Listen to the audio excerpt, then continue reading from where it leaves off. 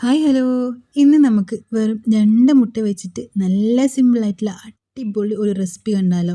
നമുക്ക് സ്നാക്കായിട്ടോ ഇനി അല്ലാന്നുണ്ടെങ്കിൽ കുട്ടിക്ക് ലഞ്ച് ബോക്സിൽ കൊടുക്കാനോ രാവിലെ ബ്രേക്ക്ഫാസ്റ്റ് ആയിട്ടോ ഒക്കെ ഉണ്ടാക്കിയെടുക്കാൻ വേണ്ടി പറ്റുന്ന നല്ല സിമ്പിളായിട്ടുള്ള നല്ല ടേസ്റ്റി ആയിട്ടുള്ള അടിപൊളി റെസിപ്പി ആട്ടോ ഇത്. അപ്പോൾ എന്തായാലും ട്രൈ ചെയ്ത് നോക്കുക. ഇഷ്ടമായി കഴിഞ്ഞാൽ ലൈക്ക് ചെയ്യാനും സബ്സ്ക്രൈബ് ചെയ്യാനും ഷെയർ ചെയ്യാനും കമൻറ്റ് ചെയ്യാനും ഒന്നും മറക്കല്ല കേട്ടോ. അപ്പോൾ നമുക്ക് വീട്ടിലോട്ട് പോകാം. അപ്പോൾ ഈ റെസിപ്പി ഉണ്ടാക്കിയെടുക്കാനായിട്ട് നമുക്ക് ആവശ്യമായിട്ടുള്ളത് 2 മുട്ട കേട്ടോ. 2 മുട്ട വെച്ചിട്ട് നമുക്ക് ഒരു പ്ലേറ്റ് നിറയെ ഉണ്ടാക്കിയെടുക്കാൻ വേണ്ടി പറ്റുന്ന നല്ല ക്രിസ്പി ആയിട്ടുള്ള അടിപൊളി റെസിപ്പി ആട്ടോ ഇത്. അപ്പോൾ നമ്മളിത് ഒരു പാത്രത്തിലേക്ക് 2 മുട്ട ഇട്ട് കൊടുത്തിട്ടുണ്ട്. അതിലേക്ക് നമ്മൾ ഇനി ചേർക്കുന്നത് കുരുമുളക് പൊടി കേട്ടോ. നിങ്ങൾക്ക് എരിവൊന്നും ഒരുപാട് വേണ്ടാന്നുണ്ടെങ്കിൽ ഇത് ഒഴിവാക്കാം. കുട്ടികൾക്ക് കൊടുക്കുന്നതാണെങ്കിൽ കുരുമുളക് പൊടി ഒഴിവാക്കാം കേട്ടോ. അപ്പോൾ ഞാനിപ്പോൾ അതിലേക്കൊരു 1/4 ടീസ്പൂൺ കുരുമുളക് ചേർത്തിട്ടുണ്ട്. അതിൻ്റെ കൂടെ തന്നെ ആവശ്യത്തിനുള്ള ഉപ്പ് ചേർക്കുന്നുണ്ട്. അത് ഈ ഒരു മുട്ടയ്ക്ക് ആവശ്യമായിട്ടുള്ള ഉപ്പ് മാത്രമായിട്ടോ ചേർക്കുന്നത്. അതിൻ്റെ കൂട്ടത്തിൽ നമുക്കിനി ഇതിലേക്ക് ഒരു 1/2 ടീസ്പൂണോളം നമ്മൾ മൈദപ്പൊടി ഉണ്ടല്ലോ അത് ചേർക്ക്. നിർബന്ധമൊന്നുമില്ല, വേണമെന്നുണ്ടെങ്കിൽ മാത്രം ചേർത്താൽ മതി, ഒഴിവാക്കിയാലും കുഴപ്പമൊന്നുമില്ല കേട്ടോ. അപ്പോൾ ഒരു 1/2 ടീസ്പൂൺ മൈദയും കൂടി ചേർത്തിട്ട് നമുക്ക് ഇതെല്ലാം കൂടി നന്നായിട്ടൊന്ന് മിക്സ് ആക്കിയിട്ട് എടുക്കാം കേട്ടോ. അപ്പോൾ ഇപ്പോൾ ഇതാ നമ്മളെ മൈദയും മുട്ടയും കുരുമുളക് പൊടിയും ഉപ്പും എല്ലാം കൂടി നന്നായിട്ട് ഇതാ മിക്സ് ആക്കിയിട്ട് ഈ ഒരു പാകത്തിന് ആക്കിയെടുത്തിട്ടുണ്ട് കേട്ടോ. ഇനി നമുക്കിതിലേക്ക് ചേർക്കേണ്ടത് പാലാണ്. 1-2 ടീസ്പൂൺ പാൽ ചേർത്താൽ മതി. ഈ മുട്ടയുടെ ആ ഒരു ടേസ്റ്റ് ഒന്ന് മാറിക്കിട്ടാൻ വേണ്ടി മാത്രം കേട്ടോ ചേർക്കുന്നത്. പാലില്ലെങ്കിൽ ചേർക്കണമെന്ന് നിർബന്ധമൊന്നുമില്ല. പാലും നമ്മളിതിലേക്ക് ചേർത്തിട്ടുള്ള മൈദയും നിർബന്ധമില്ല കേട്ടോ. വേണമെന്നുണ്ടെങ്കിൽ മാത്രം ചേർത്താൽ മതിയേ. അപ്പോൾ നമ്മളിതിലേക്ക് ഒരു 2 ടീസ്പൂണോളം പാലും കൂടി ചേർക്കുന്നുണ്ട്. എന്നിട്ട് വീണ്ടും ഒന്നുകൂടി നന്നായിട്ട് മിക്സാക്കി എടുത്തിട്ട് നമുക്കിതൊരു സൈഡിലേക്ക് മാറ്റി വെക്കാം. അതിനുശേഷം ഒരു പാൻ ഒന്ന് ചൂടായി വന്നതിന് ശേഷം നമുക്ക് ആ ഒരു പാനിലേക്ക് ഇതങ്ങ് ഒഴിച്ചു കൊടുക്കാം കേട്ടോ.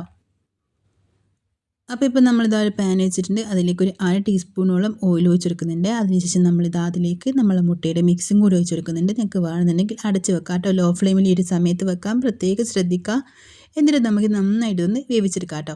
അപ്പോൾ ഇതൊന്ന് വെന്ത് വരുന്ന ഒരു സമയത്ത് നമുക്ക് ചെറിയൊരു മൈദയുടെ മിക്സ് റെഡി ആക്കിയിട്ടെടുക്കേ. അപ്പോൾ ഇതാ ഒരു പാത്രത്തിലേക്ക് വെള്ളമൊന്നും ഒട്ടും പാടില്ല കേട്ടോ നമ്മളെ പാത്രത്തിൽ. അതിലേക്ക് ഞാനിപ്പോൾ 1 കപ്പോളം മൈദ ചേർത്തിട്ടുണ്ട്. അതിൻ്റെ കൂടെ തന്നെ നമുക്ക് ഇതിലേക്ക് ഇനി ചേർക്കേണ്ടത് 1 ടേബിൾ സ്പൂണോളം നമ്മളെ കോൺഫ്ലോർ ഇല്ലേ അതാണ്. അതല്ലാന്നുണ്ടെങ്കിൽ ഒരു 1/2 ടീസ്പൂണോളം ബേക്കിംഗ് പൗഡർ ചേർത്താലും മതി കേട്ടോ. അപ്പോൾ അതും കൂടി നമ്മളിതിലേക്ക് ചേർത്തിട്ട് ഇനി നമുക്ക് ആവശ്യമുള്ള ഉപ്പും ഒരു നുള്ള് കാശ്മീരി ചില്ലി പൗഡറും കൂടി ചേർക്കാം കേട്ടോ. ഒരു കളറിന് വേണ്ടി മാത്രം നമ്മൾ ചേർക്കുന്നതാണ്.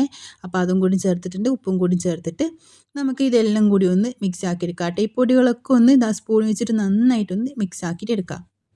അപ്പോൾ ഈ ഒരു പാത്രത്തിലാണെങ്കിലും നമ്മൾ സ്പൂണിലാണെങ്കിലും ഒട്ടും വെള്ളം പാടില്ല കേട്ടോ. വെള്ളം ഇല്ലാതെ നോക്കുക. എന്നിട്ട് വേണം നമ്മളിത് മിക്സ് ആക്കി എടുക്കാൻ വേണ്ടിയിട്ട് കേട്ടോ. അപ്പോൾ നന്നായിട്ട് ഇതുപോലെ ഇങ്ങനെ മിക്സ് ആക്കി എടുത്തിട്ടുണ്ട്.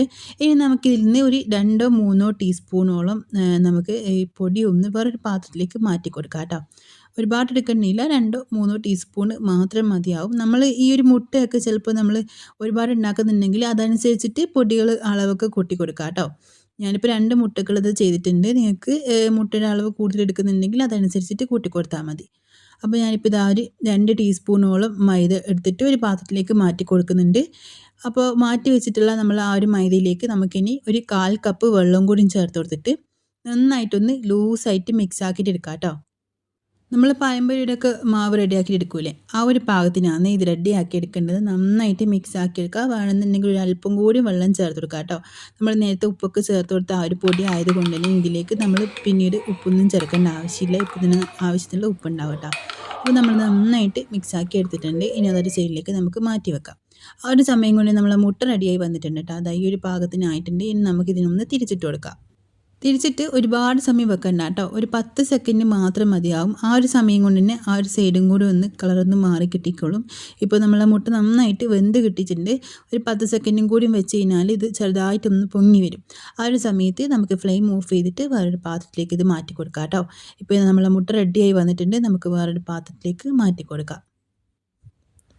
അപ്പം നമ്മളിത് ആ പാത്രത്തിലേക്ക് മാറ്റിയതിന് ശേഷം ഇതൊന്ന് കട്ട് ചെയ്തിട്ടെടുക്കാം കേട്ടോ. നമുക്ക് ഇഷ്ടമുള്ള ഷേപ്പിൽ നമുക്കിത് കട്ട് ചെയ്തിട്ടെടുക്കാം. നിങ്ങൾക്ക് ഇനി ചെറുതായിട്ട് മതി എന്നുണ്ടെങ്കിൽ അങ്ങനെയും ചെയ്യാം കേട്ടോ.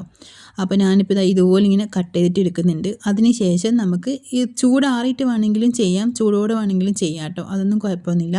നമ്മളിതാ കട്ട് ചെയ്ത് എടുത്തതിന് ശേഷം നമ്മൾ നേരത്തെ നമ്മൾ ആ ഒരു മാവ് നമ്മൾ ഉണ്ടാക്കിയെടുത്തിട്ടുണ്ടല്ലോ, നമ്മൾ മൈദ വെച്ചിട്ടുള്ള മിക്സിയിൽ ഉണ്ടാക്കിയെടുത്ത ആ ഒരു മാവിലേക്ക് നമ്മൾ ആ ഒരു മുട്ടിന് നന്നായിട്ടൊന്ന് മുക്കിയെടുത്തതിന് ശേഷം ആ ഒരു പൊടി നമ്മൾ കലക്കാതെ മാറ്റി വെച്ചിട്ടുള്ള പൊടി ഉണ്ടല്ലോ, അതിലേക്ക് ഒന്ന് ഇതുപോലെ ഒന്ന് കവർ ചെയ്തെടുക്കുക കേട്ടോ. എന്നിട്ട് വീണ്ടും നമ്മൾ ആ ഒരു മൈദയുടെ മിക്സ് ഉണ്ടല്ലോ കലക്കി വെച്ചിട്ടുള്ള, അതിലേക്ക് വീണ്ടും മുക്കി കൊടുക്കാം. എന്നിട്ട് നമ്മൾ വീണ്ടും ഈ ഒരു പൊടിയിലേക്ക് തന്നെ ഇട്ട് കൊടുത്തിട്ട് നന്നായിട്ടൊന്ന് കവർ ചെയ്തിട്ടെടുത്തിട്ട് നല്ല ചൂടുള്ള എണ്ണയിലേക്ക് ഇട്ട് കൊടുത്തിട്ട് ഫ്രൈ ചെയ്തിട്ടെടുക്കുക കേട്ടോ ചെയ്യാൻ. അപ്പോൾ ഇതിൽ കോൺഫ്ലവർ തന്നെ ചേർക്കണമെന്ന് നിർബന്ധമേ ഇല്ല കേട്ടോ, ബേക്കിംഗ് പൗഡർ ചേർത്താലും നല്ല ക്രിസ്പി ആയിട്ട് നമുക്കിത് റെഡിയാക്കി എടുക്കാൻ വേണ്ടി പറ്റുമേ. അപ്പോൾ നമ്മളിതാ ഇത് റെഡിയാക്കി എടുത്തിട്ടുണ്ടെങ്കിൽ ബാക്കിയുള്ളതൊക്കെ നമുക്ക് ഇതുപോലെ തന്നെ ഉണ്ടാക്കിയെടുക്കാം കേട്ടോ. അപ്പോൾ ഒരു പാൻ വെച്ചിട്ടുണ്ട്, അത് നന്നായിട്ട് ചൂടായി വന്നതിന് ശേഷം നമ്മൾ അതിലേക്ക് ഓയിൽ ഒഴിച്ച് കൊടുത്തിട്ടുണ്ട്. ഓയിൽ നന്നായിട്ട് ചൂടാക്കിയെടുക്കുക, ഫുൾ ഫ്ലെയിമിൽ തന്നെ വെച്ചിട്ട് നന്നായിട്ട് ചൂടായി വന്നതിന് ശേഷമായിട്ട് നമ്മൾ ഓരോന്ന് അതിലേക്ക് ഇട്ട് കൊടുക്കുന്നത്. എന്നിട്ട് ആ ഒരു സൈഡ് ഭാഗം നന്നായിട്ട് കളറൊന്ന് മാറി വന്നതിന് ശേഷം നമുക്ക് ഇതുപോലെ ഇങ്ങനെ തിരിച്ചിട്ട് കൊടുക്കാം. ഫുൾ ഫ്ലെയിമിൽ തന്നെ വെച്ചിട്ട് നമുക്കിത് ചെയ്തെടുക്കാം കേട്ടോ. പക്ഷേ അടുത്തുനിന്ന് മാറാൻ പാടില്ല, പെട്ടെന്ന് കരിഞ്ഞു പോകാനുള്ള ചാൻസ് ഉണ്ട് കേട്ടോ.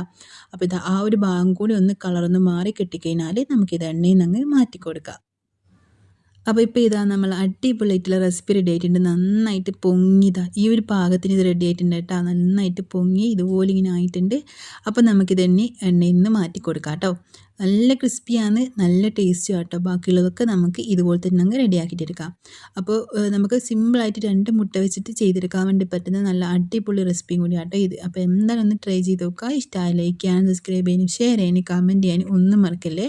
അപ്പോൾ നമുക്ക് മറ്റൊരു നല്ലൊരു വീഡിയോ കാണാം. Bye, thank U.